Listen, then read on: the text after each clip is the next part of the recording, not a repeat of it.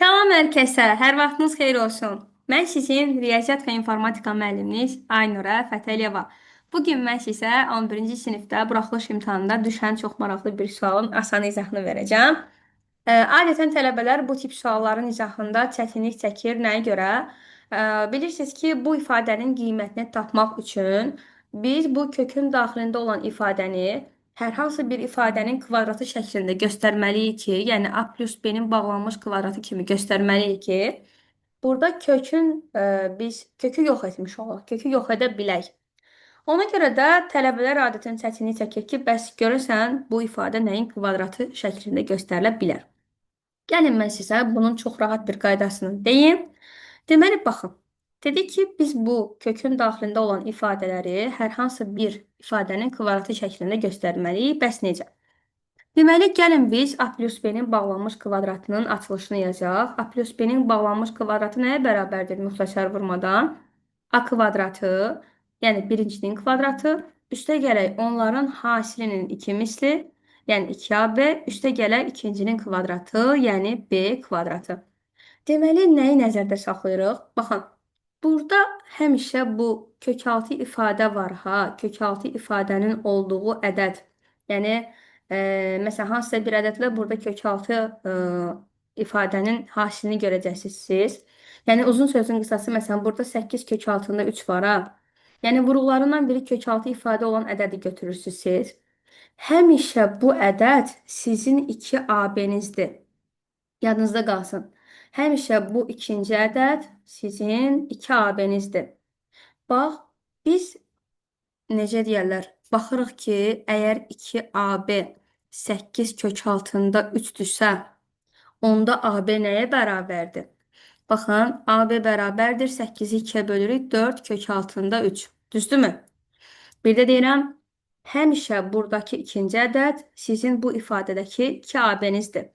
Məsələn, 8 kök altında 3-ün ikisini götürsəm, ayım nə olar? Ayım 4, beyim nə olacaq bəs? Beyim də kök altında 3. Yenə deyirəm, sizin 2AB-niz sanki 8 kök altında 3-dür. 8 kök altında 3-dən 2 vuruğunu götürsəm, yerdə nə qalar? 4 və kök altında 3. Yəni, bir dəqiqə mən buranı təmizləyim. Yəni, baxın, elə bil ki, A sizdə 4-dür, B sizdə nədir? Kök altında 3. Çox gözəl, artıq biz A-nı və B-ni tapdıq, təyin etdik və artıq biz gördük ki, bu ifadə nəyin kvadratı ola bilər? Həqiqətən də gəlin biz 4 plus kök altında 3-ün kvadratını tapaq. Görək doğrudan da 19 plus 8 kök altında 3 ala bilirikmi?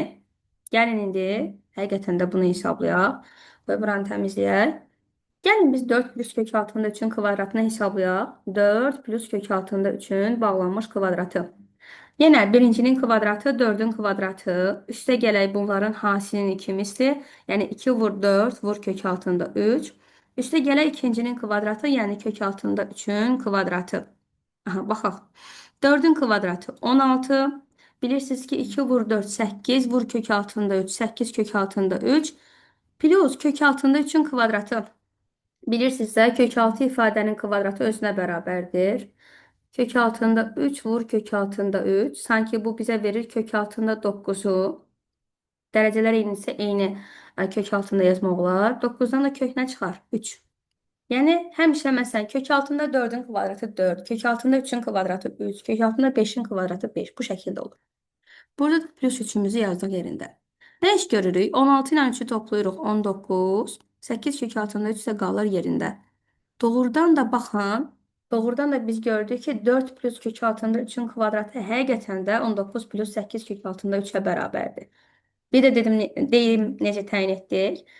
Bizim ikinci ədədimiz 8 kök altında 3. Bu düsturdakı 2AB deməkdir. Oradan da 2-ni çıxartsaq, taparıq ki A 4-dür, B isə kök altında 3. İndi qayıdaq sualımıza. Tapdıq ki, bu ifadə 4 plus kök altında 3-ün bağlanmış kvadratıdır. Düzdürmü? Üstə gələk. İndi görürük ki, ikinci kök altı ifadədə 19 minus 8 kök altında 3-dür. Yəni, eyni şeydir.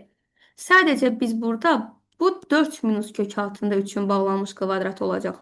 Sadəcə burada toplama əvəzinə burada çıxma olduğu üçün biz də burada çıxma əməlini yazdıq. İndi baxın. Bilirsiniz ki, hesabi kökdə kökün dərəcəsi 2-dir. Biz bu dərəcələr eynidirsə kökü ata bilərik. Amma cüt dərəcədən kökü atanda bilirsiniz ki, o modul daxilində çıxır. 4 plus kök altında 3 şəklində çıxır. Üstə gələk. Bu da dərəcələri eyni də ata bilirik və modulda çıxır. 4 minus kök altında 3 şəklində çıxır. İndi baxın. Burada zaten kök altında 3 də müsbətdir, 4 də müsbətdir. Burada hər zaman kökün daxili, modulun daxili daha doğrusu müsbətdir deyə olduğu kimi çıxarırıq. Amma burada modulun daxilinin mənfi olma ehtimalı var. Ona görə burada nəyə baxırıq? Biz bilirik ki 4 kök altında 16'dır. Təbii ki kök altında 16'dan kök altında 3 çıxanda bu hər zaman müsbət olacaq. Ona görə də modul daxili ifadə olduğu kimi çıxır. Yəni əksini çıxartmırıq. İndi gəlin biz ifadəmizi sadələşdirək. 4 plus 4 olur neçə? 8. Kök altında 3 çıx 3. Əks ədədlərdir. Biri müsbət kök altında 3, biri mənfi kök altında 3. Əks ədədlərin cəmisi və bərabərdir. Bunlar getdi 0-a və doğru cavab 8 C variantı olmuş olacaq. Ümid edirəm ki, bu video sizin üçün aydındır. Belə videoların davamı gəlsin istəyirsinizsə, mütləq ki, videonu bəyənməyi və paylaşmağı unutmayın. Növbəti videolarda görüşmək ümidi ilə.